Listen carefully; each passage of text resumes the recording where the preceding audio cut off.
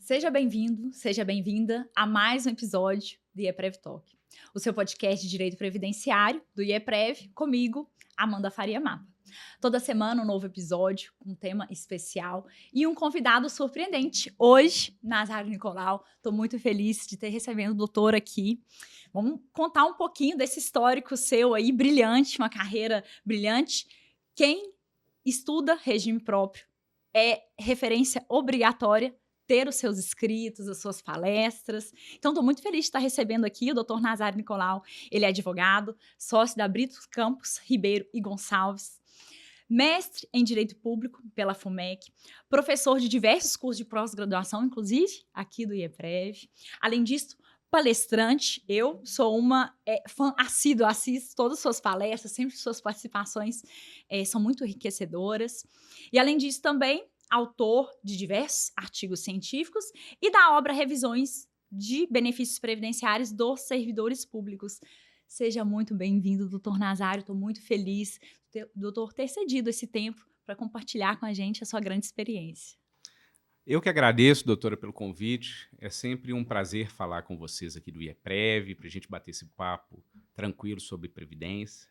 É isso aí, vamos falar sobre regime próprio, sobre as revisões. Eu acho que é um tema muito importante, um tema de muitas oportunidades para a advocacia também.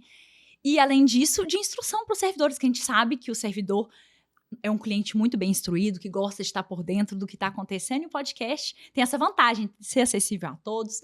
Estamos no Spotify em áudio, no YouTube em áudio e vídeo. Doutor, vamos começar com o pé direito aqui, querendo saber onde que o doutor Nazário se encontrou com o direito e depois com o direito previdenciário. Porque eu já estou sabendo aí que o doutor saiu da linha da família e foi como se diz, debandou para outro lado, né? Me conta como é que foi isso daí. Na realidade, a minha família não tem ninguém formado em direito, na área de advogado, nem juiz, nem nada, em absoluto. A minha mãe, meus pais e avós são ou da saúde ou da engenharia e, em geral, servidores públicos de cargo em provimento efetivo, né? Então, eu, quando fui falar com meu pai com 7 ou 8 anos de idade, eu falei, olha, eu vou ser advogado. Mas com 7 anos? Com 7, 8 anos de idade, eu já falei, olha, eu vou ser advogado, porque eu sempre fui muito questionador e não aceitava, como ainda não aceito, respostas prontas para as coisas. Gosto de estudar com mais profundidade e questionar as razões que geraram aquele pensamento. Sempre desde pequenininho fui assim, um pouco intolerante com esse tipo de pensamento dentro da caixa. E ali, naquele momento, claro, meu pai riu, né, não acreditou naquilo. E quando chegou a época da universidade, que eu falei com ele lá, para meados de 2002, 2003, eu falei, olha, eu vou fazer direito mesmo. Ele falou, não, vamos fazer o marketing. Naquela época estava começando a pensar em marketing digital, que hoje está estourado, né, porque ali a informática ainda estava, internet em geral estava engateando, aqui no Brasil especialmente. Ele falou, não, vai para o marketing digital. Eu falei, não, pai, eu tenho que fazer algo que me chama desde pequeno, porque eu venho de uma família questionadora, né? Uma família do movimento comunista, de preso político, que nunca aceitou a ausência de uma proteção do direito social, né? Do trabalhador, e isso me gerou essa indignação e a busca para a proteção dos direitos propriamente ditos, né? E nesse viés eu vim para o direito, ainda, claro, sem conhecer muito de previdência, nem tinha pensado nesse interstício, talvez mais naquela seara da maioria de nós que quando entra na advocacia, perdão, no direito, pensa no criminal, que é algo mais dentro daqueles filmes, né? Que a gente acaba assistindo, filmes americanos de Eu acho que quer júri. mudar o mundo também. Você entra naquela ânsia assim de vou mudar tudo, né? É muito nesse sentido. E, inclusive, num primeiro momento, fiquei apaixonado pela carreira da magistratura, só que quando eu comecei a fazer estágio, que foi para meados do terceiro período, e eu fui, inclusive, meu primeiro estágio no próprio tribunal, eu falei, não, não é isso que eu quero para minha carreira, não. Eu quero ter um pouco de autonomia, de pensamento, e, em especial, de defender o que eu acho que é certo, que eu penso que o magistrado tem um pouco mais de limitação, ele tem o tribunal que revê as suas decisões, ele acaba ainda que indignado e dando decisões autônomas, em certo momento ele acaba sendo cerceado dessa autonomia plena, na minha concepção, E e se principalmente com a adequar. questão hoje que a gente tem muito forte dos precedentes judiciais, súmulas vinculantes, então realmente está cada vez mais Sem limitado. dúvida. Aliás, lá na graduação, o meu questionamento foi exatamente pela emenda constitucional 45, né, que foi o que gerou as súmulas vinculantes e os precedentes vinculativos, né? E lá eu escrevi uma monografia, minha monografia nesse sentido, quanto à inconstitucionalidade Olha do isso! dispositivo. Hoje o meu orientador na época era o Fabiano Teodoro de Rezende Lara, hoje professor da Universidade Federal de Minas Gerais, e quando eu terminei de escrever, ele leu o meu artigo e falou assim, olha, não era artigo, era monografia, na verdade, falou assim, olha, tá excelente, mas o que você acha da gente mudar completamente a linha de pensamento para defender a constitucionalidade, a questão dos precedentes via o pensamento da common law, né? Nessa linha eu Aham. falei assim, não, professor, aí eu defendi dentro da questão do Kelsen, né? Inclusive que o próprio Kelsen, apesar dele ser um pouco legalista, ele defende a questão da independência de pensamento dentro da própria construção do pensamento constitucional dele, aquela hierarquia acaba tendo a sua diretriz modificada eventualmente dentro da questão da hipótese, né, da formação da Constituição, agora fugiu o termo, daqui a pouco eu lembro. E, nesse sentido, eu defendi a inconstitucionalidade, porque aquilo era o engessamento do judiciário, como de fato é o que vem acontecendo, Uhum. né? Mesmo do direito previdenciário. E o direito previdenciário, para mim, surgiu primeiro com o próprio Marcelo Barroso, né? Eu tive a oportunidade de ser estagiário dele, à época da Ah, academia. isso eu não Eu fui sabia. estagiário do Marcelo, na academia, né, lá na universidade, e fui durante 1 ano e meio estagiário dele, ainda à época mais atrelado ao direito administrativo e não no Uhum. previdenciário, apesar de já ter o previdenciário em regime próprio. E a vida nos levou para esses caminhos, e isso casou muito com minha ideologia, né, meu pensamento de proteção dos direitos sociais como base elementar de uma sociedade. E Hum. por isso, hoje eu venho atuando cada vez mais no direito previdenciário e tentando trabalhar o meu pensamento dentro dessa seara e convencendo algumas pessoas, na medida do possível, e aprendendo mais do que ensinando no dia a dia. E que legal, eu posso dizer que você já nasceu advogado, porque aos 7 anos já ter essa consciência de falar que quer ser advogado, isso é muito legal. Você vê que você já nasceu com esse dom, de ser questionador, né, de não aceitar, ilegalidades ou arbitrariedades, e que na verdade, no final das contas, acabou também se alinhando ali ao pensamento da sua família, né, que é essa questão do social, essa questão da proteção dos hipossuficientes, vulneráveis, né. Eu acho que é muito legal você compartilhar essa experiência com a gente, porque ainda, por mais que já estamos aí com o previdenciário agora, né, mais divulgado, agora já está no exame do OAB, agora é uma disciplina autônoma, mas por muito tempo o previdenciário ficou ali, como se diz, Negligenciado. negligenciado, no cantinho ali, à parte, né, o mundo à parte ali do previdenciário, né. E é bom a gente falar, porque tem muita gente também, início de carreira, ainda sem saber ali que rumo tomar. Então é legal, né, compartilhar essa identificação, assim, de vida, né, com o previdenciário. Acho que foi um pouco do que aconteceu comigo também. Inicialmente eu não tinha escolhido o previdenciário para atuar, mas foi exatamente isso. Eu também comecei a advogar comecei a fazer estágio num escritório em que era especialista em advocacia previdenciária, isso há quase 20 anos atrás, logo no início da minha faculdade, e me apaixonei. Fui assim, não fui eu que descobri o previdenciário, não. O previdenciário me descobriu, me tomou ali para ele, e a gente vai se identificando. E eu acho que uma característica muito marcante do previdenciarista é que ele tem que gostar de estudar, porque é todo dia uma nova coisa. Inclusive, nós tivemos recentemente uma nova normativa dos servidores públicos, né?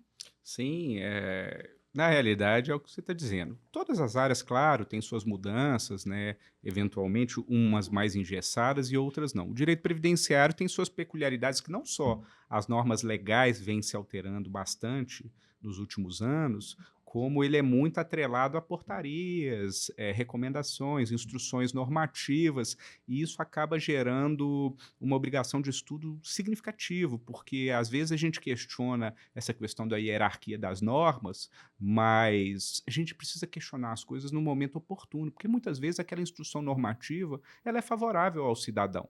Então, é importante aquele estudo atualizado das normas, até para você poder encaminhar, seja no INSS, seja no ente federativo, o seu requerimento da maneira devida. Às vezes é um formulário simples, que a gente, enquanto advogado, às vezes não gosta muito de utilizar formulário, prefere peticionar de maneira integral, mas com aquele formulário simples você resolve a questão, porque você coloca dentro de um padrão para aquele servidor que vai trabalhar aquele caso, conseguir viabilizar a concessão, uma revisão de um benefício para aquele cidadão. Então, esse estudo profundo do previdenciário é muito importante. E o problema do previdenciário é que ele se comunica com todos os ramos do previdenciário. Não adianta, hoje em dia, os nossos colegas ou o próprio servidor, tá?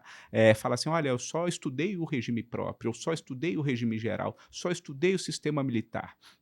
Né, que são os 3 regimes básicos de previdência. Nós temos o complementar, que esse sim dá para estudar em tese, em separado, mas esses 3 que são os básicos, eles se comunicam constantemente por força do artigo 201, parágrafo 9º e 9º-A da Constituição, que é as contagens recíprocas de tempo. E aí, você está lá atendendo o cidadão que fala, olha, eu trabalhei no INSS, né, o servidor público, né, te procurando, falando, eu trabalhei no INSS, e eu quero aposentar no regime próprio.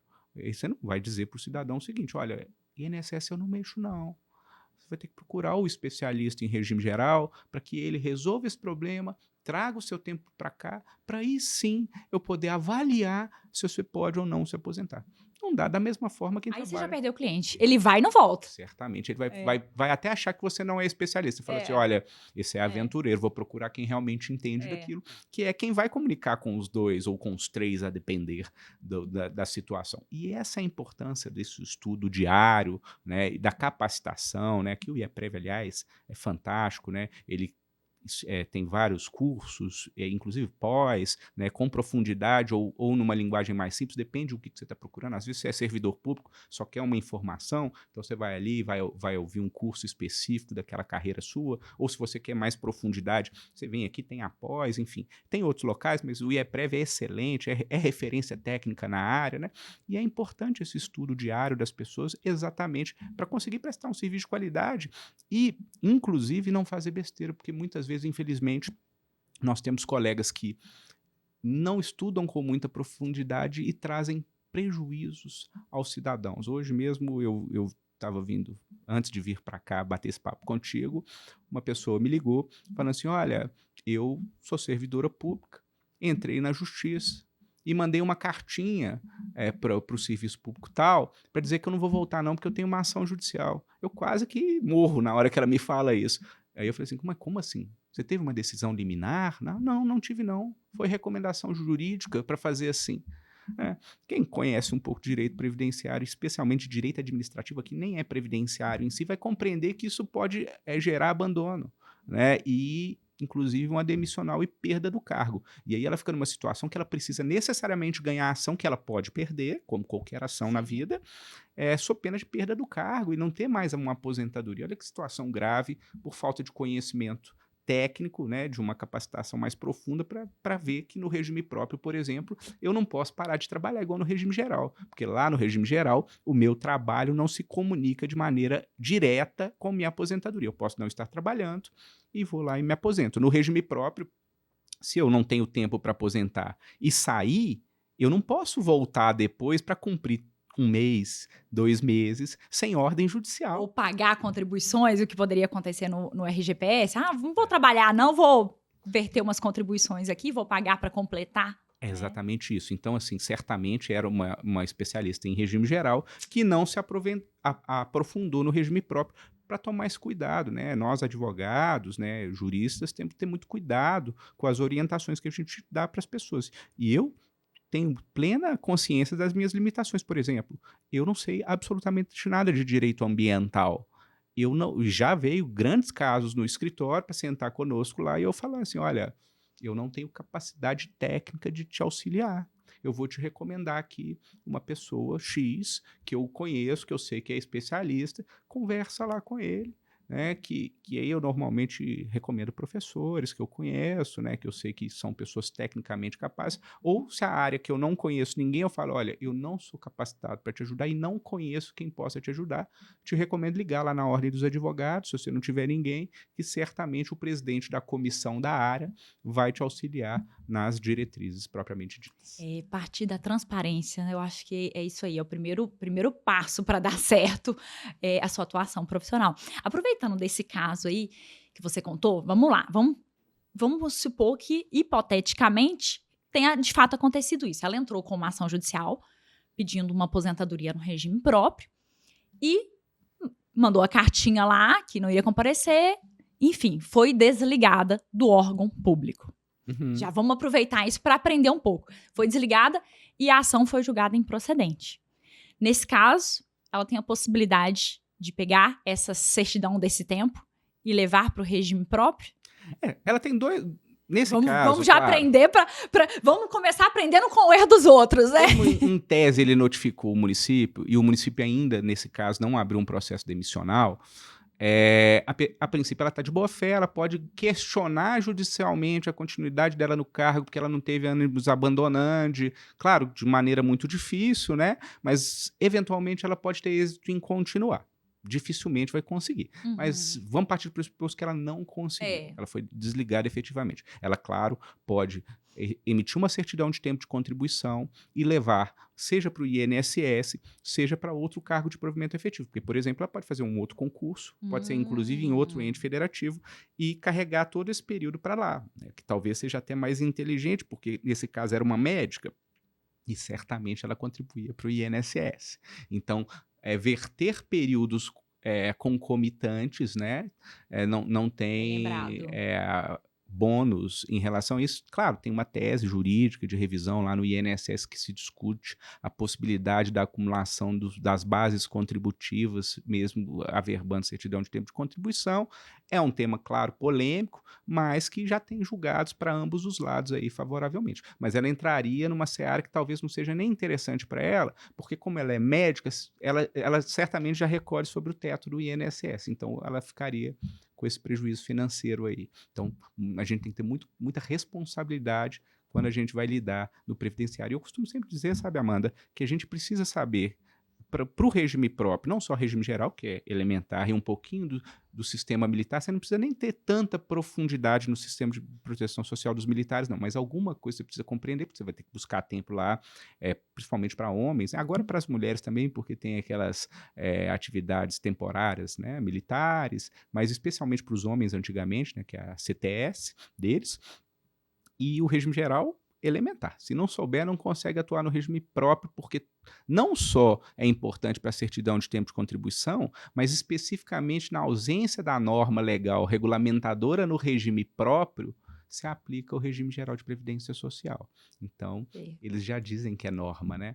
E no regime próprio você ainda vai precisar de um pouquinho mais. Você vai ter que saber de direito tributário, você vai ter que saber de direito administrativo, tudo isso é importante. Direito tributário por quê? Porque você vai ter que compreender se é lícito ou não aquela base contributiva que está sendo cobrada do seu cliente. Muitas vezes está equivocada. E você vai discutir ali se tem que cobrar menos, ou eventualmente até mais, para você poder melhorar aquela aposentadoria daquele servidor, né? Em relação à questão tributária.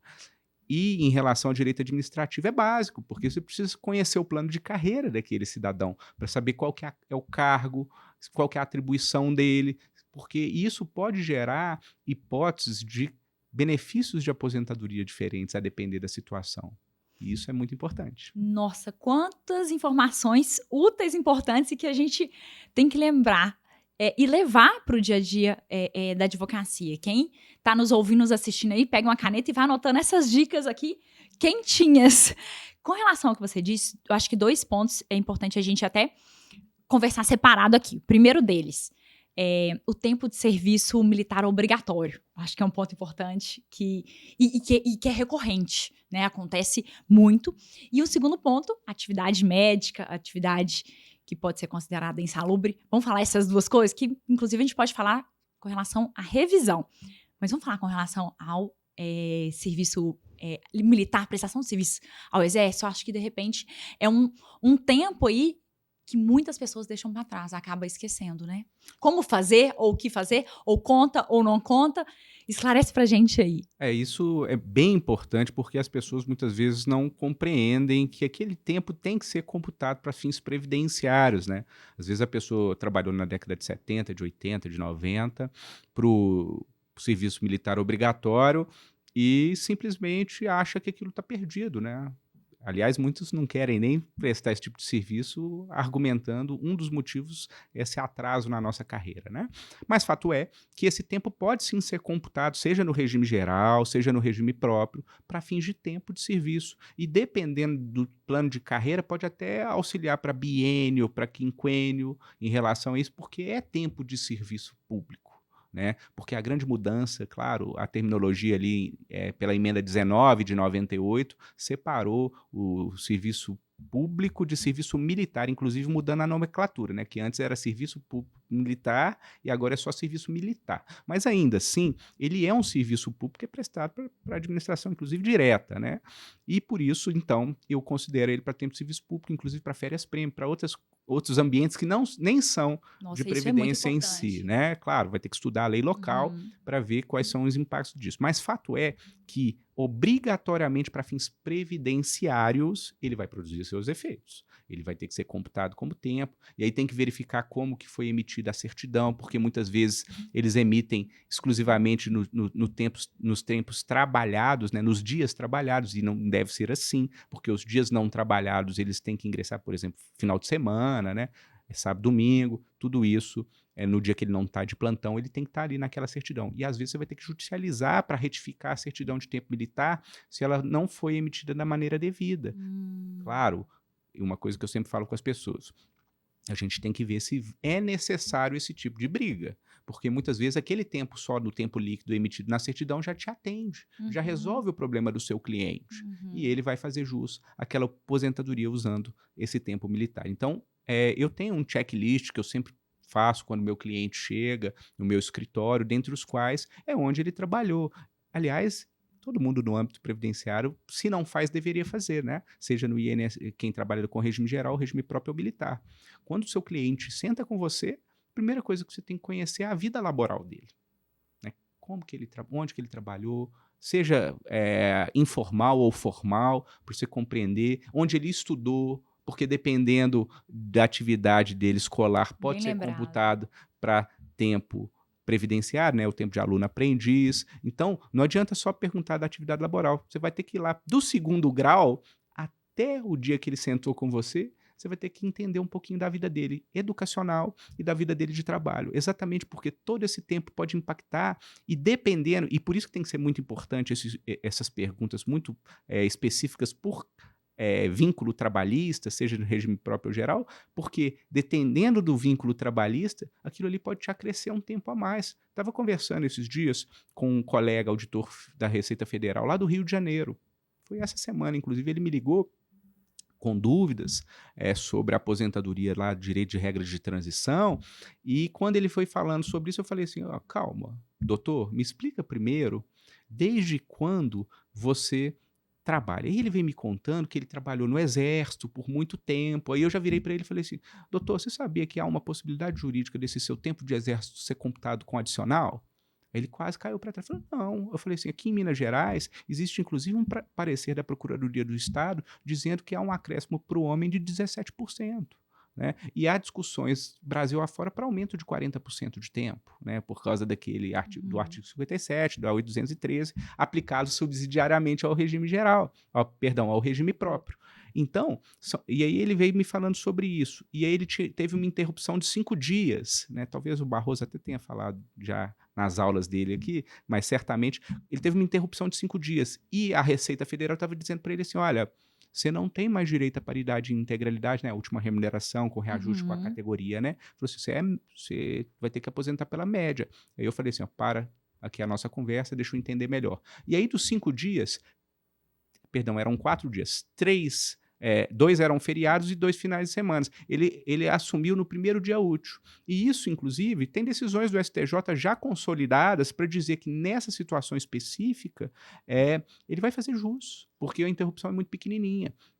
E ele vai ter direito à integralidade e paridade. E ele ficou todo satisfeito, porque daria uma diferença de Isso mais de muda a vida dele. R$15 mil de Olha diferença isso. na renda.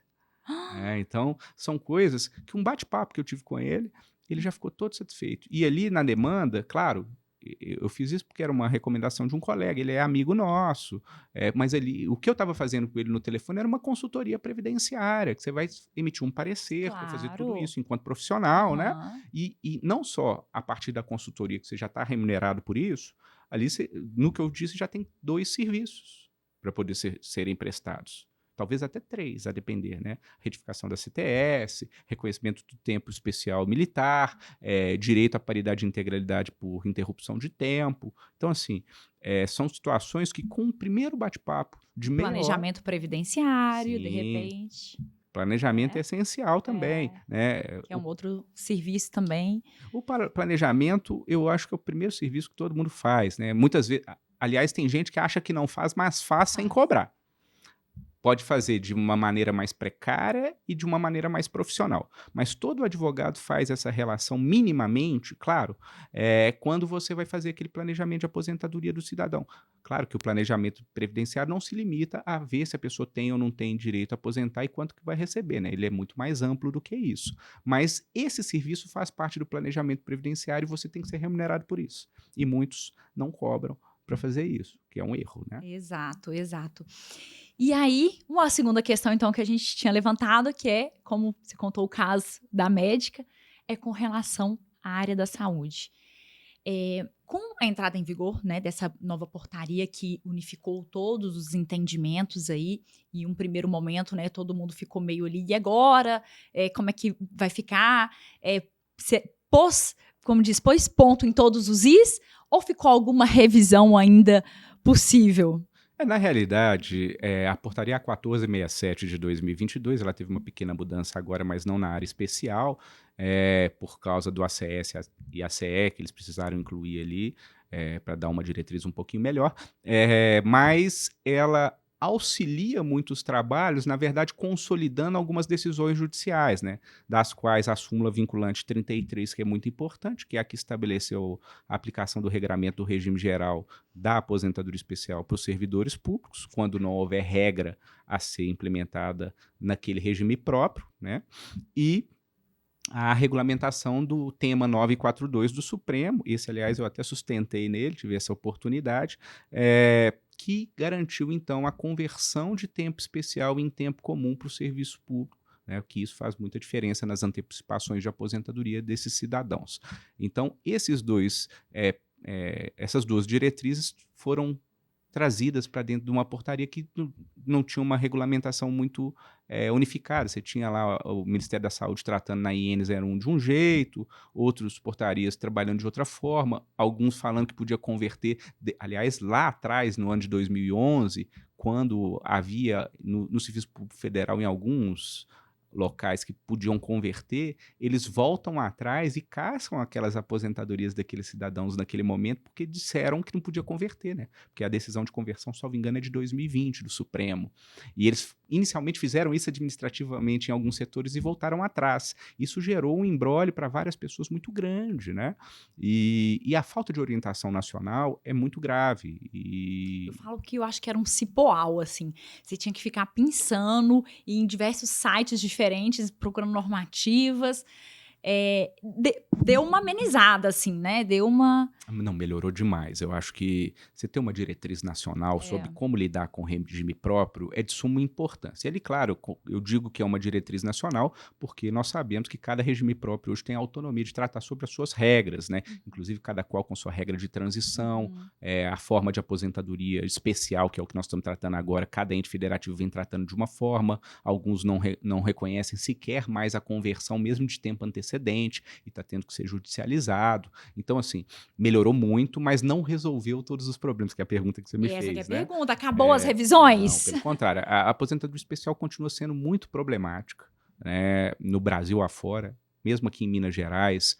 que é um dos exemplos que eu estava citando, Minas Gerais administrativamente não vem reconhecendo o direito de conversão de tempo especial em comum para as pessoas, mesmo o tempo anterior a 2019, né? É Porque mesmo? eles compreenderam, estão perdendo em juízo, mas logo logo eles vão ter que rever o ponto deles, espero que sim, né? Porque a ideia da advocacia não é só ficar ganhando dinheiro, não que isso não seja importante para nós, que nós somos profissionais, precisamos ser remunerados e bem remunerados, mas a ideia principal, pelo menos acredito muito nisso, é trazer uma solução para a administração pública, principalmente no regime próprio, para que não tenha que ser judicializado todos os problemas, né? Fazer justiça, né?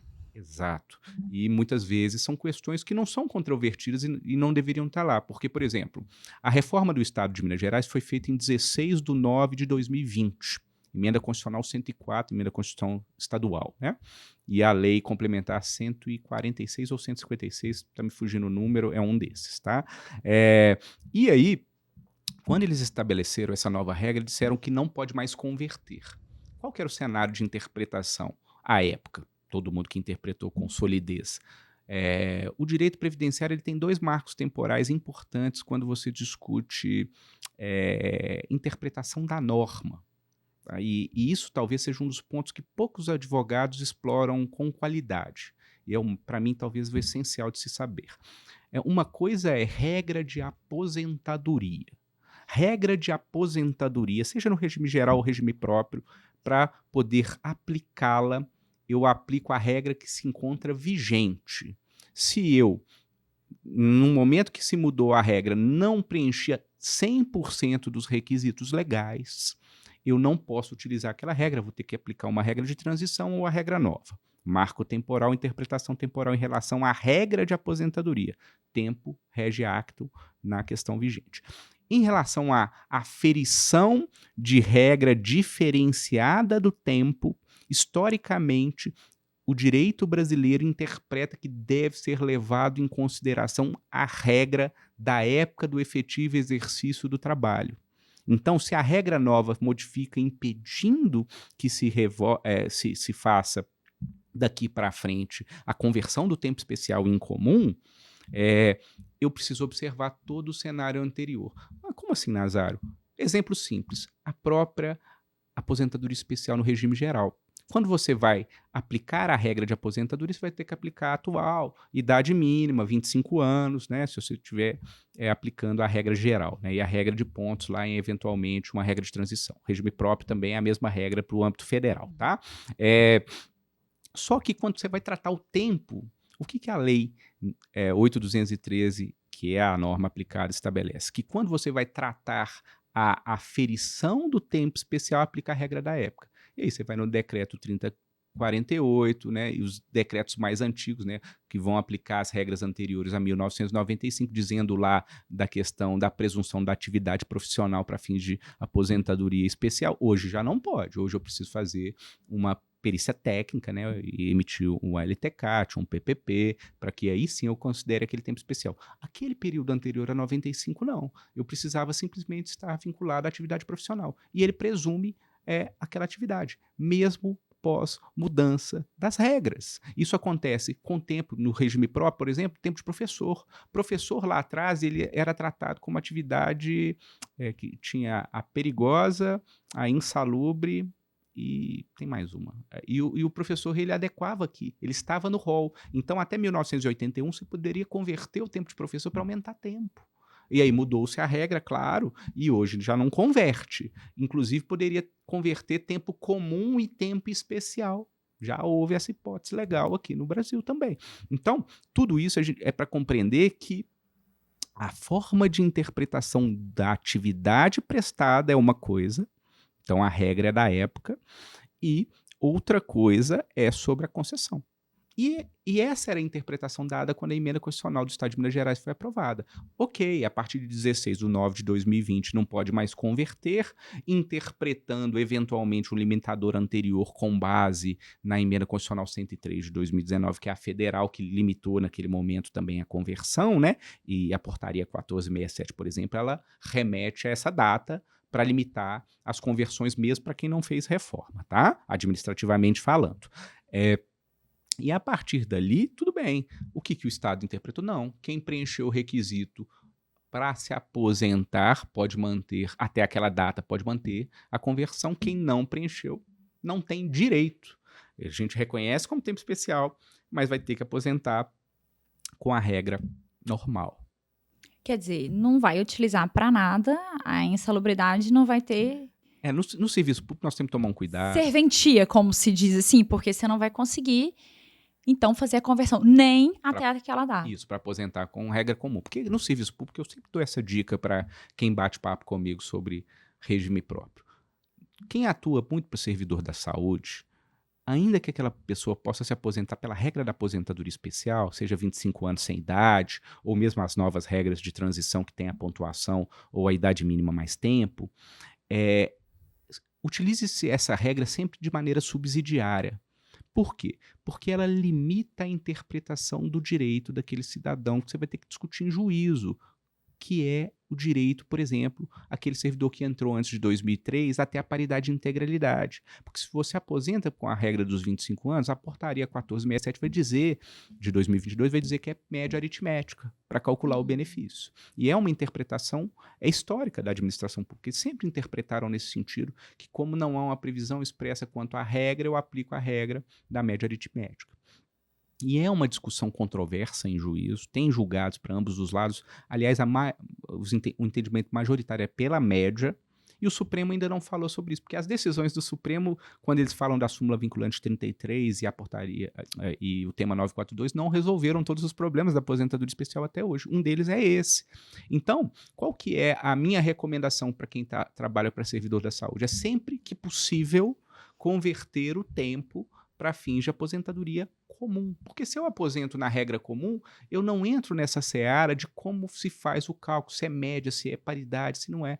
E aí, a partir disso, então, eu consigo proteger de maneira mais qualitativa o cidadão. E mais do que isso, eu fujo daquela discussão do tema 907 do Supremo, que apesar de ser um tema do regime geral, tem ente federativo que interpreta a extensão da aplicação dele para os demais. O que é o tema 907, para quem não tem muita vinculação a ele? É aquele tema que julgou a aposentadoria especial lá no regime geral para dizer se o cidadão poderia continuar ou não a exercer a atividade que gerou a aposentadoria especial dele com a concessão desse benefício. E a conclusão, lá naquele julgado, que falou mais do que isso, falou, se eu aposentei especial, eu não só não posso exercer a atividade que gerou aquela aposentadoria como especial, como não posso exercer mais nenhuma atividade especial.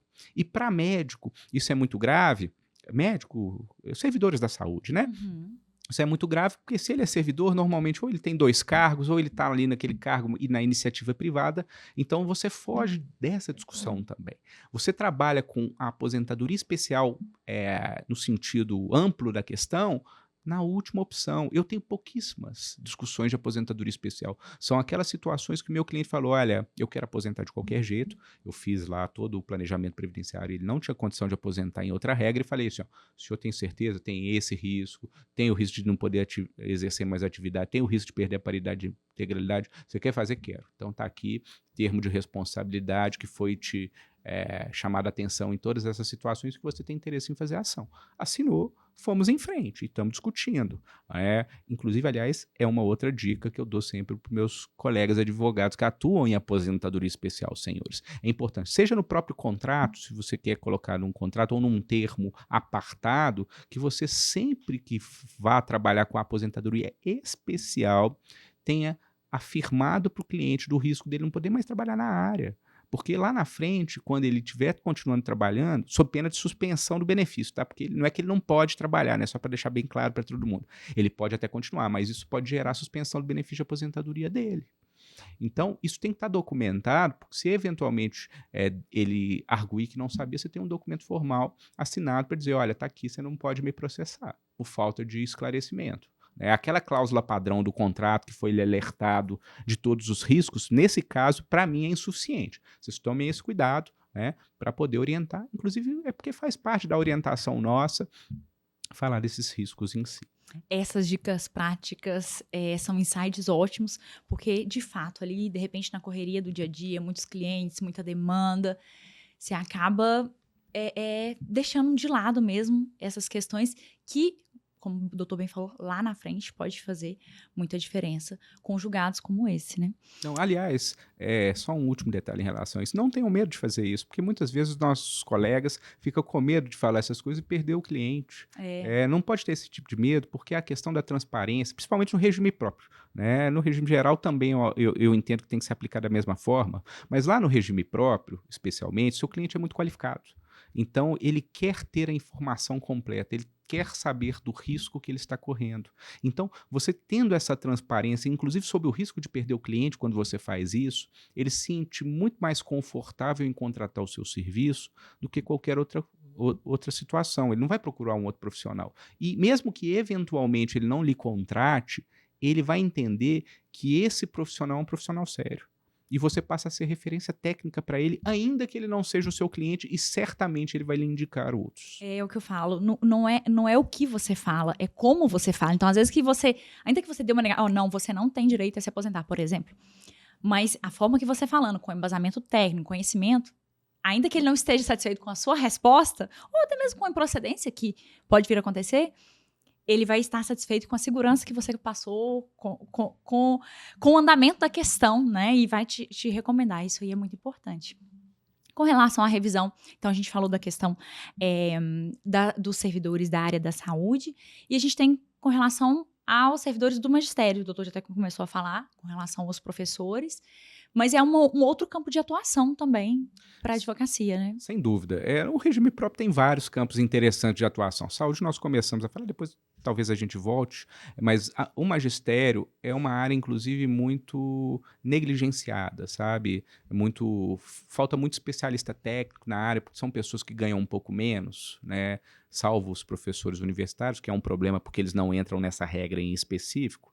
E aí muita gente acha que não é interessante trabalhar para eles, mas pelo contrário. Eu costumo dizer que a advocacia não é uma renda em si. A prestação de serviço ela vai lhe render frutos a longo prazo e você vai ter uma remuneração condigna, sim. Mas deixar de prestar o serviço porque uma pessoa ganha às vezes 3, 4, 5 mil reais e a outra ela ganha 15, 20, 30, a longo prazo isso vai te deixar numa situação ruim, porque você é malquisto, não só dentro do seu nicho, mas na sociedade como um todo, porque o advogado tem a sua função social obrigatória, inclusive constitucionalmente falando, Com né? certeza. E o magistério, muitas vezes, vai lhe render bons frutos, tá? As pessoas acham que porque ganham menos não vão, mas é uma área de suma importância. Aliás, para falar de revisão, e aí eu vou dar o exemplo do magistério nesse cenário, a gente não pode se limitar, quando a gente trata de revisão de benefício previdenciário de regime próprio, aos reajustes enquanto aposentado diretos ou ainda sobre a regra de concessão do benefício, eu vou rever aquela regra ou não. Isso é um dos fatores. Muitas vezes a revisão da previdência daquele cidadão, ela está na própria lei. Lá atrás, em dado momento que houve uma mudança de carreira, uma readequação do plano de carreira e que aquele seu cliente ele não foi readequado de maneira devida. E muitas vezes aquela pessoa precisa corrigir aquele detalhe para depois, então, ela poder ter os seus reflexos previdenciários. Isso acaba sendo mais complexo? Sim, claro que é mais complexo, porque você vai ter que estudar a lei local, mas é o que nós estávamos falando no início, a advocacia é estudo contínuo, e muitas vezes aquele primeiro cliente, o professor lá do estado que veio e te procurou, e você fez um estudo profundo sobre o plano de carreira dele, pode virar dezenas de situações interessantes. Essa é uma vantagem do magistério de atuação dos professores, é uma classe muito unida. Sim. Você faz o processo pronto, você pode ter certeza que você vai fazer para vários. Isso aí, eu presencio isso muito na prática, esse retorno. É uma classe que, de fato, ela trabalha muito junto, assim, eu percebo isso. Sem dúvidas. E o interessante do regime próprio, aliás, quando você vai discutir revisões, acho que um dos marcos mais importantes é tempo, né? Muita gente fica lá atrelado à regra do regime geral de 10 anos, né? Lá do artigo 103, né? Da 8.213, ou aqui naquela interpretação do decreto 20.910 e falar em 5 anos, né? Pós-concessão. Para fins de revisão do benefício previdenciário, isso depende. Tá? São 2 temas importantes de estudo. Um é o tema 445 do Supremo e o outro, salvo engano, é o 1017 ou 1070 do STJ. Tô puxando de memória aqui, então às vezes a gente falha. Mas um julga a decadência e o outro julga a prescrição. Decadência é para o ente federativo rever, né? No âmbito do regime próprio, e a prescrição é para o servidor em si solicitar aquela revisão do seu benefício previdenciário propriamente dita. E no regime próprio tem uma peculiaridade muito interessante do julgado, que ele fala o seguinte: quando você vai discutir uma revisão do benefício previdenciário do servidor público, se aquele benefício não foi questionado na época da concessão do benefício propriamente dito, não corre o prazo prescricional. Então, muitas vezes, eu vou poder discutir aquele médico que aposentou proporcional em 1990 e se tivesse convertido o tempo dele, ele teria direito à integral hoje, em 2024, pelo entendimento do STJ, sim. Que maravilha. E, inclusive, é um repetitivo de controvérsia que trata sobre o assunto. Então, é importante esse ponto, porque muitas vezes é uma lei antiga. Aqui em Minas Gerais, por exemplo, os médicos da FEMIG têm uma discussão do ano de 2007, que eu posso ingressar hoje, discutindo uma reclassificação no plano de carreira. Mas aí os atrasados vão ser limitados. Claro, a prescrição do retroativo é quinquenal. Uhum. Tá? E aí você tem que ter muita certeza do que você está fazendo, e aí é um alerta para quem está no regime próprio. Regime geral e regime próprio têm uma peculiaridade muito distinta, judicialmente falando. Regime geral, quase todos os casos, seu cliente, mesmo que tenha uma capacidade financeira interessante, ele vai ter gratuidade judiciária. No regime próprio, em geral, os seus clientes não têm gratuidade judiciária, mesmo aquele que ganha R$4.000, R$3.000, R$4.000. Sim. Então, você tem que ter muita certeza da tese que você está defendendo para você não gerar um ônus. Inclusive, é um dos alertas que você tem que fazer lá no início do processo, antes da contratação, do risco de custas e honorários de sucumbência. E o valor da causa influencia muito nisso. Então, quando você vai cobrar os 5 anos retroativos, tem que ter certeza da sua tese, porque isso impacta no valor da causa de maneira significativa, que são 60 salários a mais. Pensa. Né?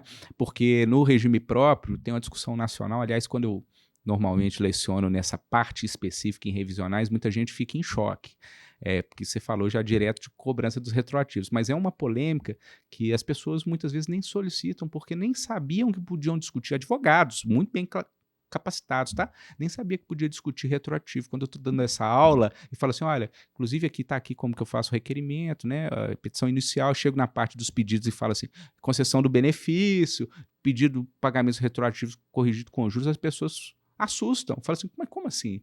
Ele está trabalhando, como que ele vai receber quando ele está trabalhando e ainda vai receber o retroativo? E eu falo assim, qual que é o problema em relação a isso? Qual que é o impedimento técnico do recebimento se as verbas decorrem de situações jurídicas distintas? Muita gente argui, inclusive, daquela questão da acumulação ilícita de cargos, né? Eu falo, não, são coisas absolutamente diferentes. Ele continuou a exercer a atividade laborativa remunerada dele por procrastinação da administração pública que lhe obrigou a continuar trabalhando, ainda que fazia jus à sua aposentadoria, inclusive devidamente solicitada em tempo e modo. Então, ele faz jus aos reflexos financeiros da data do requerimento administrativo. E o que é esse reflexo? É o pagamento dos benefícios previdenciários. E no regime próprio, ele não só faz jus ao pagamento retroativo da aposentadoria, como a um benefício, se ele não estiver recebendo na ativa, chamado abono de permanência, que é um incentivo financeiro da continuidade do exercício. Esse porque ele foi impelido a continuar trabalhando de maneira indevida. Então ele tem que ser remunerado em relação a isso e ele vai ter que ser remunerado nos retroativos. E aí as pessoas ficam meio receosas em relação a isso, até porque tem muitos professores bem conceituados no Brasil de regime próprio que defendem o contrário, tá? E eu falo o seguinte, olha, são pensamentos distintos, ninguém é dono da razão, o que eu posso te mostrar que são minhas decisões transitadas em julgados e o precatório dos meus clientes que eles vêm recebendo, né? Fora isso... Então quer dizer, funciona! Aqui em Minas Gerais, inclusive, é bem consolidado, tá? Tem alguns tribunais em outros locais que a discussão é mais polêmica, e aí a recomendação é que você faça um pedido alternativo de indenização do período, né? Ao invés de só pedir sobre o subsídio, os proventos em relação à DER, você pede para converter os proventos não percebidos com base nisso em indenização a título dos benefícios que eventualmente ele deveria ter recebido e resolve a questão de toda sorte. E isso é de fato importante porque são rendas que no regime próprio são bem maiores do que no regime geral, né? Porque nós estamos falando aqui de gente que ganha 4, 5 mil, mas muitas vezes ganha 15, 20, 30 mil reais. E são retroativos interessantes, que valem a pena a gente solicitar, desde que devidamente orientado o cliente, porque é um impacto financeiro na vida dessa pessoa muito grande. Às vezes, teve cliente meu que ganhava quase perto de salário mínimo e a ação deu um retroativo de 200 mil reais. Para uma pessoa que ganha salário mínimo, Nossa. mudou a vida. Sim. Ele, inclusive, renunciou parcialmente o precatório para receber mais rápido, porque ele falou comigo assim, doutor, eu falei, você sabe que você está perdendo dinheiro. Ele falou, sei, doutor, mas é uma oportunidade de eu comprar a minha casa. Olha. Que tem lá, eu nunca tive casa, e eu vou Olha poder isso. comprar a minha casa com esse dinheirinho aqui que saiu. Não quer dizer, se mudar a vida não é da pessoa, da família toda, né? Sim, o direito previdenciário traz muito isso pra gente, né? Essa gratificação, muitas vezes revisões de pensão, que às vezes a pessoa está recebendo 3 mil e deveria receber 16. Então tem coisas assim bem interessantes que a gente vai discutindo. E no magistério tem muito problema em relação a isso, porque o adoecimento nessa carreira é muito grande, sabe? Por isso até muita gente chama de aposentadoria especial, não gosto de usar esse termo para fins do magistério, mas fato é que eles têm aquele decréscimo do tempo obrigatório, tanto de idade como de tempo de contribuição, porque realmente é uma profissão muito penosa. penosa. Aliás, o termo antigo era o penoso. Obrigado, você até lembrou. Ele era constitucionalmente chamado, inclusive, como penoso, né? E aí, exigir que uma pessoa com 60, 65 anos de idade esteja numa sala de aula com meninos de 12 anos de idade, 40 alunos, 43 alunos em sala, Sim. é gerar um adoecimento na pessoa. Ela já não tem a voz que ela tinha com 22 anos, 23 anos de idade. Ela não tem o vigor físico. E a sociedade vem ficando mais difícil, essa questão do respeito dado ao... Aliás, eu brigo muito com meus meninos nisso, porque eu não admito eles desmoralizarem ou mesmo desrespeitar de qualquer sorte o professor dele ali, seja da idade, qualquer, seja homem, mulher, porque ele ali é o profissional que está te auxiliando no seu futuro. Então, o mínimo que você deve a ele é respeito. Eu aprendi isso, inclusive, no segundo... Claro, até antes um pouquinho, mas o segundo grau, me lembro como se fosse hoje, falo isso muito com meus amigos, tinha um professor de português, que chamava Geraldo. Quem me vê assim acha que eu era um nerd, né, de todos, mas eu não era tão assim, sou de escola pública, e eu sentava no fundo da sala, claro, era relativamente interessado, mas a escola pública, no meu tempo, era ainda uma boa escola, mas as pessoas conversavam muito. E esse professor chamou nossa atenção e o único que ele pensou para colocar lá na frente foi eu. E eu, como sempre, fui muito questionador. Lá naquele momento eu virei para ele e falei assim, professor, mas a sala toda está conversando. Já estava advogando em causa própria já, e eu não vou sentar naquele momento. Olha. Eu falei que não ia. Ele falou, vai. Eu falei assim, então eu vou lá na coordenadora questionar a sua atitude, porque eu acho que você está cometendo uma injustiça comigo, porque sou o único que está sendo. Aí fui lá na coordenadora fazer uma reclamação em relação ao episódio. Depois, refletindo sozinho, eu vi que eu passei bem do ponto e fui lá pedir desculpa do professor. E aí o professor virou para mim e falou assim, Nazário, você sabe por que eu fiz isso e te chamei para cá? Porque eu vejo que você, apesar de estar conversando, você está prestando atenção na aula, você faz umas perguntas e reflexões e eu acho que vale a pena você dar uma atenção maior porque eu vejo em você um futuro. Aí eu olhei aquilo, tomei um impacto. Olha. Um menino, falei assim, não posso desrespeitar o professor. Aí ele não me pediu para sentar. Eu já, na próxima aula dele, sentei na primeira cadeira. Como se diz, que tapa na cara, né? E eu estava absolutamente errado naquela situação. Porque eu fui desrespeitoso. E como eu tive esse episódio pessoal, eu não admito que meus filhos façam a mesma coisa. O mesmo erro que eu cometi. Claro, eles vão cometer seus erros, faz parte, né? Mas assim, aquilo me ensinou a respeitar mais os professores e compreender o tamanho da dificuldade que é ser um professor. Hoje a gente inclusive leciona, damos aula, né? Inclusive, a gente lado. Sente na pele. Lá na escola dos meus filhos tem a terminologia que se chama professor regente. Eu acho sensacional, que é isso, né? É ser regente ali, nem é de crianças, de futuros, né? Então, realmente, hoje, ainda mais estando do lado de cá, eu acho que é isso. O professor, em qualquer sala que estiver, tem que ser autoridade. Eu também tento passar isso para os meus filhos, ser autoridade enquanto tal. De repente chega um bilhetinho ali na agenda, e aí às vezes meu filho vai questionar alguma coisa, eu sempre falo, meu professor está certo. não sei o que aconteceu, mas ele tá certo? Mas realmente é uma exceção, né, doutor? Acho que está tendo uma dificuldade para esses professores trabalharem e isso está piorando o adoecimento deles. Porque, primeiro, eles têm que falar mais alto. Eles precisam de um vigor físico. Então, eles vêm perdendo voz e vêm tendo muita doença psiquiátrica. Então, vamos salvar eles com essa revisão. E aí é um problema sério, porque isso gera uma retirada deles de sala de aula, porque no serviço público, para quem não sabe, existe um instrumento quando há um adoecimento do qualquer profissional, mas no caso do professor, ele não necessariamente precisa sair de licença de saúde, que lá no INSS é o auxílio-doença, né? Aqui é licença de saúde. Ele não necessariamente precisa sair de licença de saúde. Eles vão aferir se ele tem condição de exercício de outra atribuição que não de professor, e eles vão fazer o que a gente chama de readaptação funcional. Existe lá no regime geral também, mas no regime próprio isso é bem mais sólido, bem mais antigo, funciona bem melhor. Funciona mais. Só que o que acontece? Após o advento da Emenda Constitucional 103 de 2019, tem uma peculiaridade muito ruim para o professor em específico. Ele pode ser readaptado em qualquer atribuição que não seja na docência. Isso é muito sério e a importância do advogado, inclusive nesse momento, é muito grande, porque se ele não exercer ainda de maneira indireta a docência, ele perde o direito do tratamento diferenciado do magistério. Isso significa que necessariamente ele tem que estar em efetivo exercício em sala de aula? Não.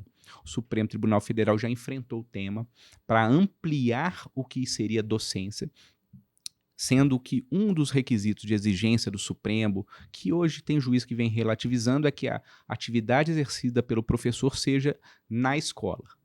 Primeiro ponto. Segundo, que ela seja vinculada, ainda que minimamente, ao ciclo educacional. Ele pode estar exercendo atividade de pedagogia, ele pode estar ali fazendo um reforço escolar, ajudando no projeto educacional, ainda que não dando aula, corrigindo provas, corrigindo trabalhos, atendendo os pais, os alunos, isso tudo é caracterizado como atividade educacional. Ele não pode, claro, por exemplo, estar só atendendo um telefone ou estando lá na biblioteca, também não é recomendado, porque vem sendo questionado isso, não obstante eu compreender que é atividade educacional, desde que, claro, ele associe a atividade bibliotecária como uma recomendação, um acompanhamento na leitura dos alunos, auxiliando ali naquele momento, naquele ambiente, eles na melhoria educacional, mas esse, por exemplo, é uma atribuição que é questionada, então tem que tomar cuidado, porque isso gera perda do direito. Mesmo nessas atribuições, e aqui que é um ponto importante, muitos dos entes federativos não consideram isso como efetivo exercício em sala do magistério, e descaracterizam o direito deles em si. Então aqui nós já temos dezenas de ações concessórias, não é nem revisionais. Porque ele vai entrar, porque isso dá uma diferença de mais de 5 anos, que ele vai ter que trabalhar mais, então você vai discutir ali uma concessória.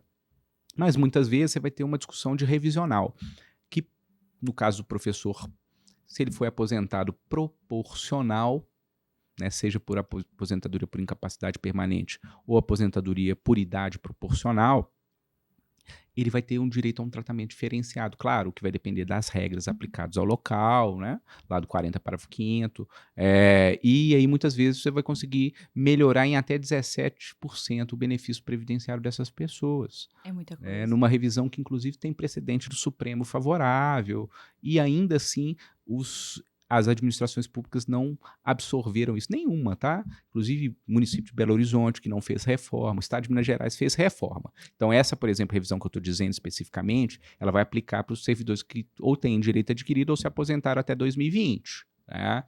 E cada caso vai se aplicando de maneira distinta. Betim aplica até hoje, Contagem aplica até hoje, Belo Horizonte aplica também até hoje. Então, cada lugar, esse estudo da regra local é muito importante. Mas, nesse caso dos professores, nós temos dezenas e dezenas de revisões, pessoas aposentadas que nem sabem que têm esse direito em si. Pois é, por isso que é importante o podcast como esse para levar informação de forma acessível, de forma gratuita. Isso é muito relevante, né? Reforço mais uma vez o agradecimento à sua presença aqui, que está sendo uma aula. Eu, inclusive, estou absorvendo aqui o máximo, aprendendo muito. E eu acho que, não sei, aí pode me corrigir. 2 outras revisões importantes a gente falar, e aí o doutor pode acrescentar outras que entenda relevante também, mas pelo menos o que eu tenho visto bastante casos é a questão do tema 163, que é a questão da gratificação, e um outro é a questão do abate-teto. São duas importantes ou acha que tem outras que são mais relevantes aí pra gente trazer pro público aqui? Sobre gratificação, acho que é importantíssimo a gente falar um pouquinho sobre gratificação. E é o estudo local, que é algo que, por exemplo, eu, Nazário, não tenho condição, por exemplo, de falar sobre o município de Rondônia lá. A regra aplicada de gratificação de determinada carreira em Rondônia, quem vai ter essa capacidade é o nosso advogado de Rondônia ou de região. Porque você imagina, eu vou parar para fazer um estudo de alta profundidade de um município, porque a gente precisa ter responsabilidade, por causa de um servidor? Claro que não, eu vou indicar um colega. Amapá, a mesma coisa. Amapá eu conheço colegas, eu vou indicar o colega lá do Amapá. E claro, tem locais que eu advogo em outros estados, e esses que eu já tenho profundidade, eu vou trabalhar. Mas os que eu não tenho, se for só um servidor, eu não vou fazer. Por quê? Quando a gente trabalha com gratificação, o mais importante de compreender para o servidor público é qual que é a essência daquela gratificação. E não estou dizendo que está escrito na lei, não. Segundo momento, você vai na lei. Aquela gratificação, ela é inerente à atividade profissional do cargo daquele cidadão, ou seja, o fato dele simplesmente exercer sua atividade, ele recebe aquela gratificação? Primeira pergunta é essa. Segundo... Então, quer dizer, todos recebem essa gratificação? Seria mais ou menos isso, né? Primeiro ponto, se todos recebem.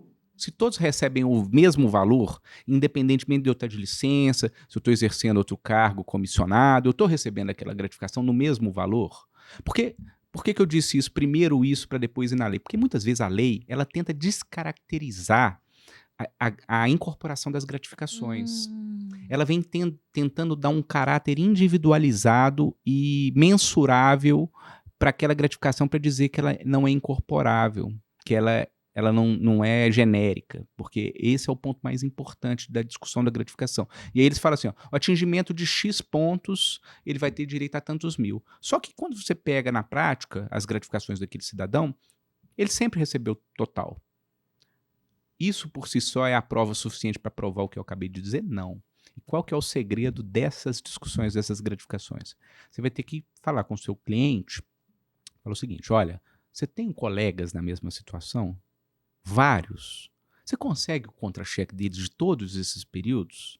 Consigo, então vamos. Aí ele busca os contra-cheques dos colegas assemelhados. Isso provavelmente vai gerar ações em grupo, ou dezenas e centenas de ações que você vai ter que acabar entrando.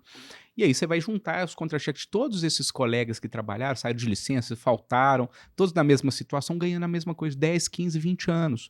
Como que eu quero caracterizar, enquanto administração pública, essa verba de gratificação como individualizada, mensurável, de acordo com as metas atingidas, se todo mundo recebeu a vida inteira integralmente? O que acontece muito, né? Isso é muito comum. Muito. No fisco, por exemplo, na tributação, auditoria tributária, isso é absolutamente comum. E aí você vai questionar esse ponto. Legal. Consegui demonstrar que a gratificação é geral, todos recebem, e que ela não é mensurável na prática individualmente. Qual que é o terceiro item que provavelmente não vai ter, que você vai ter que alertar seu cliente em relação a isso? Base contributiva. Porque provavelmente não incide contribuição previdenciária sobre essa verba. Porque se incidir, está resolvido, né? Incidir, mas, em geral, eles tomam esse cuidado, hoje em dia, né, de não incidir mais essa contribuição previdenciária sobre essas gratificações. E aí, na sua ação, você vai ter que pedir para incidir. Então, você tem que dizer para o seu cliente, olha, nós vamos ter que declarar que ela é incorporável, pedir para incidir, inclusive, de maneira retroativa. E pedir, você tem que ter consciência disso, que corre esse risco, você ter que indenizar para receber essa verba. Mas às vezes a verba é de 5, 6, 7 mil reais. Ele vai gastar ali 14% sobre 7 mil dos últimos 5 anos, são 60 dividido por... Ele vai gastar uns 9 salários, como se fosse 9 gratificações, para receber o resto da vida. Então é algo que vale a pena.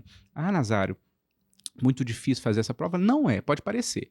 Feito essa prova, tem dezenas de decisões do Supremo Tribunal Federal afirmando que essas verbas de gratificação são incorporáveis. E como que eu vou identificar isso? Caso a caso, olhando lei, num segundo momento. Primeiro é na entrevista, aí na lei. Se a lei não te vislumbrar o direito, você vai ter que fazer isso que eu acabei de dizer, para que você, nessa profundidade, consiga avaliar uma gratificação. Às vezes essa gratificação, essa ação nunca foi nem entrada, nem ingressada em juízo. E aí você fala, olha, descobri uma revisão aqui no regime próprio da minha região. Você vai entrar com uma? Não. Você vai dizer para esse cliente que você já está com a tese pronta, mas que você vai entrar depois que tiver uns 10, 15, 20 clientes. E aí você entra com ação coletiva? Não.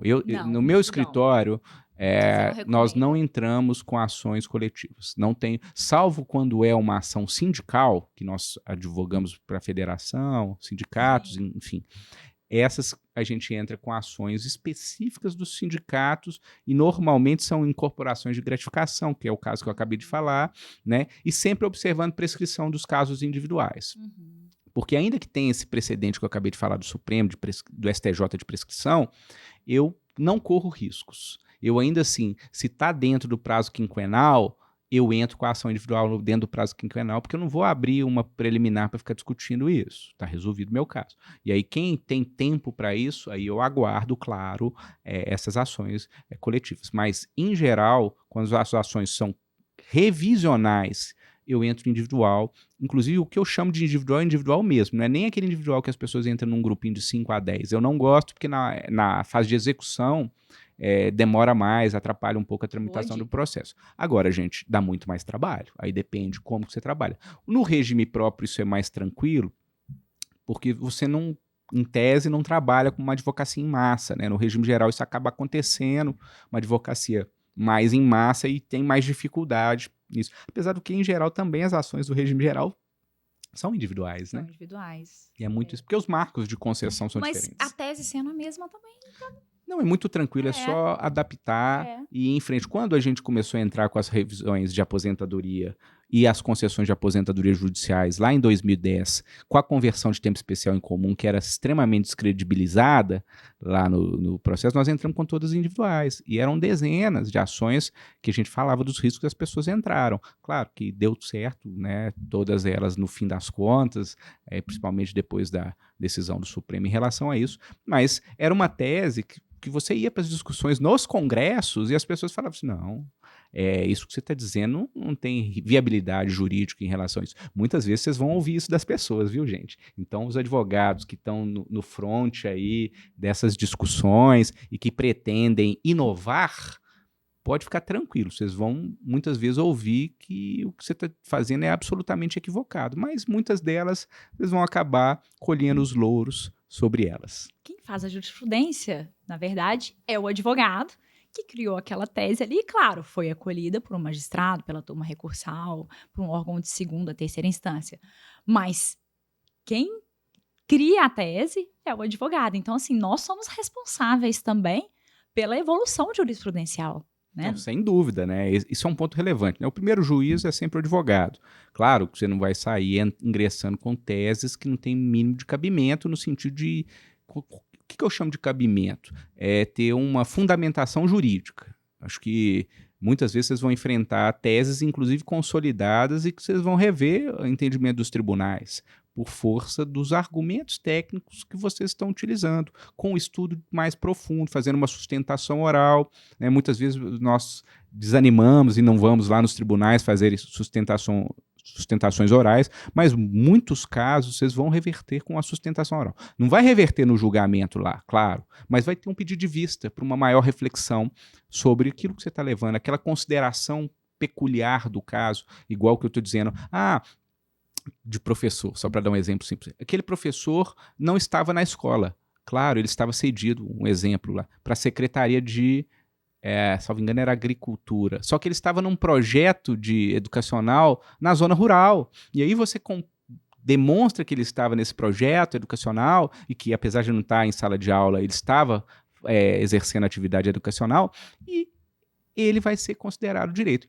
Onde que você vai apontar isso se teve uma improcedência em primeira instância? Numa sustentação oral, apontando o documento, aquela prova testemunhal, para que não caia no padrão. Você já tem consciência como que aquela turma pensa, mas aquela peculiaridade que você traz na sustentação oral, que é o importante, tá? Ficar lá só suscitando a tese que você já está sustentando, eles já conhecem.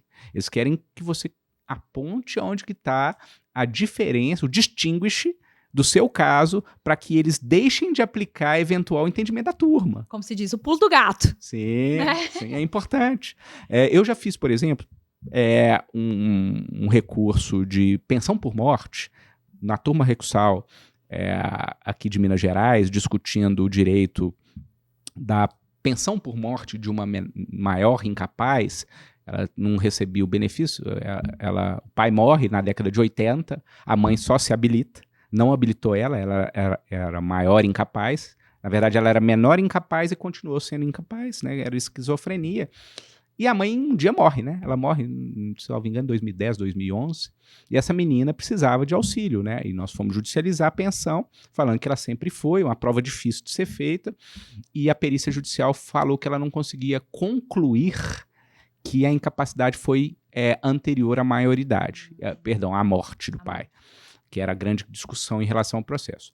E julgou improcedente naquele momento, porque não existia naquele momento o indúbio pro miser dentro do nosso processo, porque para a gente a prova estava constituída, e nós fizemos recurso para a turma recursal com indúbio pro miser, perdemos na turma recursal e fizemos um recurso para TNU.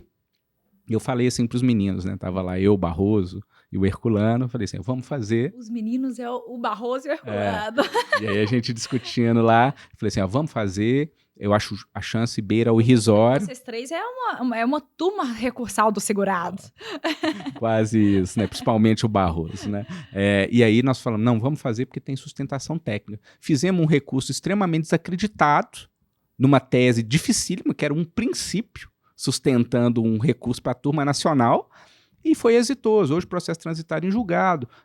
Eu falo que é uma menina, mas é uma senhora, né? Recebendo um benefício de pensão por morte. Nem é uma fortuna, mas que muda a vida dela, porque ela não tinha de onde tirar nem para comprar comida, estava vivendo de favor. E aí, com um benefício de 3, 4 mil reais, ela consegue pagar minimamente as contas, né? Onde ela estava internada.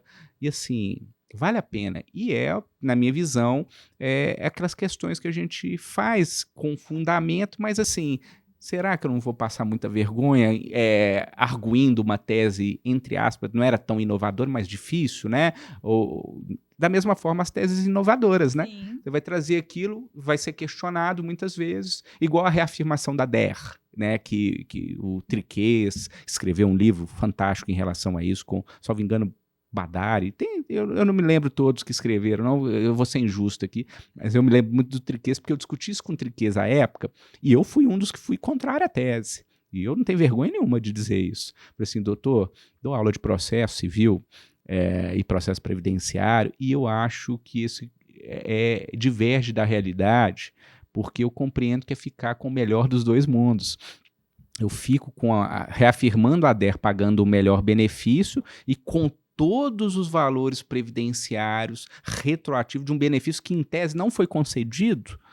Eu tenho dificuldade, falei com ele, tenho muita dificuldade em relação a isso. E a tese virou um representativo de controvérsia, né? Lá definido, estão rediscutindo isso agora, mas foi uma tese assim, inovadora que eu não acreditei. Eu utilizo, claro, né? Em relação a isso, mas que ele e esse grupo, né? Estou dando o exemplo do Triquês, mas que esse grupo acreditou numa tese com argumento técnico-jurídico dificílimo. Sim. E que hoje é o entendimento dos tribunais superiores. Exato. Doutor, para fechar com chave de ouro, vamos falar então desse abate-teto. O que é isso? Que momento o advogado pode atuar numa revisão nesse sentido?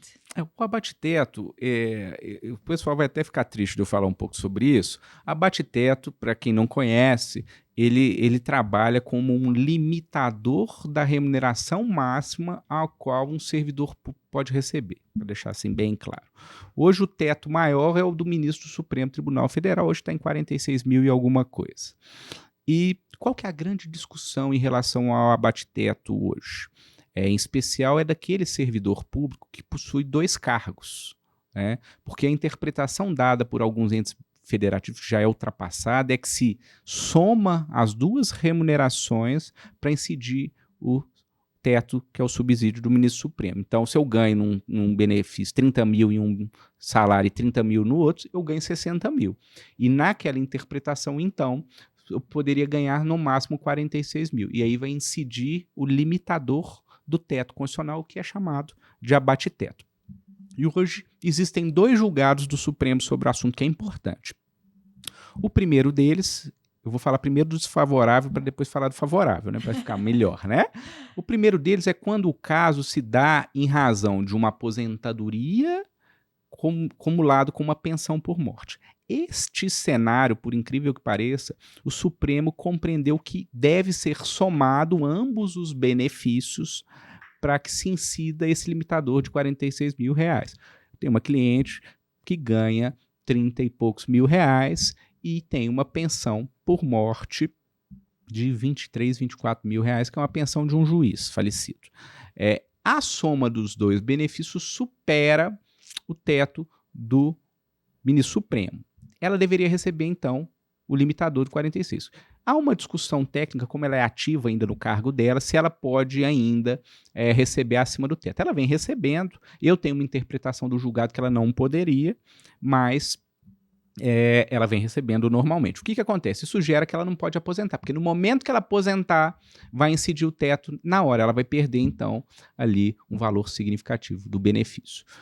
E é engraçado, e eu falo engraçado apesar de triste, porque essa decisão ela vem posterior ao julgado da acumulação de aposentadorias ou de remunerações.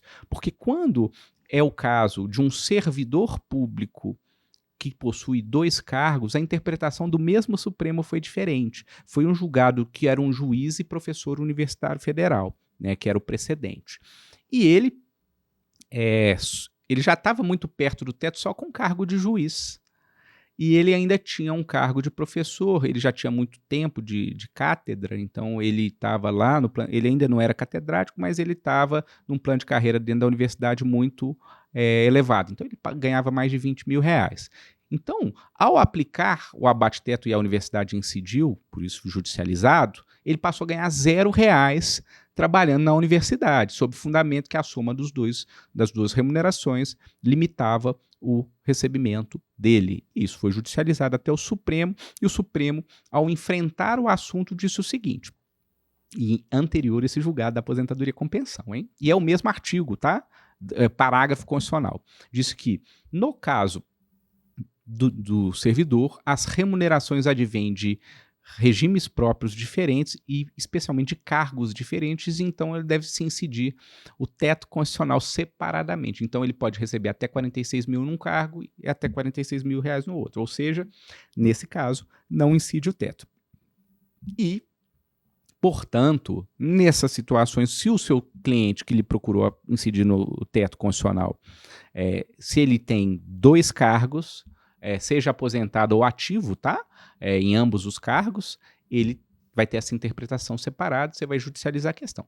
Quando for o caso de aposentadoria com pensão, o precedente do Supremo é desfavorável na interpretação, e aí não justifica essa judicialização no momento. Você pode até, eventualmente, querer rediscutir a matéria, porque já tem um tempo, do julgado já mudou a composição do Supremo, mas devidamente orientado o cliente, né, para dizer o seguinte, olha, você vai ter que judicializar a questão sabendo que existe um precedente repetitivo de controvérsia do Supremo sobre o assunto e nós vamos ter que alterar a decisão do Supremo. A chance beira ao irrisório. Quer tentar? Normalmente eles vão querer porque é a diferença de ganhar 15, 20 mil reais a mais, né?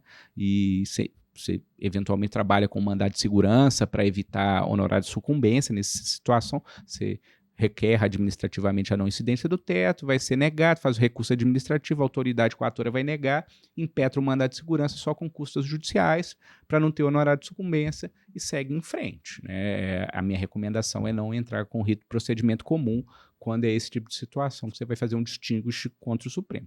Mas o abate-teto tem essas peculiaridades interessantes, né? Com essa interpretação do Supremo para aposentadoria com pensão muito triste. Aliás, o julgado, então o ministro Celso de Mello ainda se encontrava lá, e o Barroso estava votando, né? O Luiz Roberto Barroso estava votando, ele pede uma parte para dizer para o Luiz Roberto Barroso que aquilo ali, que ele não estava compreendendo porque o Supremo estava rediscutindo o parágrafo e dando uma interpretação absolutamente distinta, sendo que é o mesmo parágrafo que estava sendo interpretado, e aí ele faz toda uma sustentação do voto que tinha sido feito naquela outra época. Estou falando isso porque está gravado no YouTube, todo mundo pode ir lá no canal do Supremo e ver isso, né? E o Luiz Roberto Barroso disse o seguinte, que me incomodou, né? Que é o nosso grande incômodo atual. Ele disse o seguinte: se fosse em outro momento econômico do país, eu acompanharia o brilhante voto do ministro Celso de Mello, porque realmente compreendo naquele momento que há dificuldade da limitação do teto constitucional nesse caso. Contudo, diante da necessidade da observância do critério econômico também, né, em relação a princípios constitucionais, eu estou readequando o meu voto para aplicar essa limitação nesse momento aqui. E aí ele vira o voto majoritário e traz essa peculiaridade de interpretação do mesmo parágrafo constitucional de maneiras distintas em relação ao pensionista. Mas é a realidade que nós estamos, aliás, enfrentando muito no Supremo, especialmente no regime geral, porque no regime próprio tem muitas vitórias. Quando eu vou dar alguma aula nesse sentido, eu falo que foi criado um novo princípio, é indubio pro erário. Eu sempre brinco dessa forma, porque realmente a gente está vendo, né, as últimas grandes decisões, revisão da vida toda, os últimos cenários que nós tivemos, foi realmente, a gente viu prevalecendo aí a visão econômica da coisa e não a visão social, infelizmente, né? Professor, infelizmente, temos que terminar. A minha vontade é ficar o dia todo aqui só recebendo essa energia maravilhosa sua, essa luz que você carrega. É sempre bom estar na sua presença. Tenho certeza que foi um grande curso, na verdade, grande no sentido de profundidade, porque você sempre com as suas colocações muito precisas, seguras e direcionadas sobre o que, de fato, a gente precisa saber. Então, eu acho que hoje foi um momento de grandes insights para toda a advocacia e muitos alertas importantes que você fez também para quem está atuando ali, quem está na lida ali. Te agradeço demais. E, para finalizar, gostaria que o doutor deixasse uma indicação, né, de livro, uma indicação, não sei, de um mantra, de um filme, né? O que tá ali na sua cabeceira, como se diz? Eu atuo muito em regime próprio, então eu sempre recomendo o livro do Marcelo Barroso, né, que talvez seja o livro mais completo, na minha opinião, é o mais completo livro de regime próprio de previdência, né, que ele abrange não só o regime próprio, como também o regime complementar aplicado no regime próprio, né, para os servidores públicos. Então o livro dele, se não me engano, está na 14ª edição, lá da Juruá, é um baita de um livro, vale a leitura, quem gosta mesmo de regime próprio. Ele tem 2, né, que eu recomendo. Para quem está começando, é o Manual dos Servidores, Direito Administrativo e Previdenciário, que ele é mais simplório, que vai trazer os conceitos elementares, que vale uma leitura para quem está começando na área, e o regime de previdência dos servidores públicos, né, porque antes ele chamava de regime próprio, e aí ele alterou o nome do livro, porque ele tem que falar regime próprio e complementar. É um baita de um livro, vale bem a leitura, né? Eu agradeço também a oportunidade de vir aqui bater esse papo com vocês, que é sempre agradabilíssimo, e fico sempre às ordens para os demais papos que eventualmente a gente puder conversar. Obrigado, querido. Não faltarão oportunidades. Doutor, onde é que o pessoal te acha? Deixa aí. Tem um @ do escritório? Como é que o pessoal vai conseguir, de repente, aí até uma parceria nessa atuação em regime próprio, né? É engraçado, né, quando as pessoas falam isso. Eu não tenho rede social, né? Eu não sei, a maioria das pessoas atualmente já sabem disso, mas tem lá o @ do escritório, para quem quiser conversar com o escritório, né, que é o @BCRG Advogados. Eu em si, infelizmente, não tenho redes sociais, estou ainda refletindo um pouco disso, estou bem fora da rede social, mas quem sabe em dado momento a gente retorna. É isso aí, mas o seu sucesso no offline, ele ressoa no online, você pode ter certeza disso, tá? Professor, muito obrigado pelo tempo cedido. Foi um prazer te receber aqui e poder tirar aqui presencialmente muitas dúvidas, porque foi isso que aconteceu. Eu tirei muitas dúvidas, tive uma aula particular que eu levei para todo mundo aqui. A verdade é essa. Muito obrigada. Obrigado você, querida. Fica com Deus. Finalizamos mais um episódio do EPREV Talk com esse tema muito relevante e que eu tenho certeza que pode fazer a diferença na sua advocacia previdenciária e também para muitos servidores que nos acompanham aí, tirar dúvidas, aprender cada vez mais. Nos siga no Instagram, @ieprev, @ieprevcalc, que é o nosso programa de cálculos do IEPREV. Nós estamos no Spotify e no YouTube, né, em imagem, em vídeo. Me siga também nas redes, @AmandaFariaMapa. Até o próximo episódio.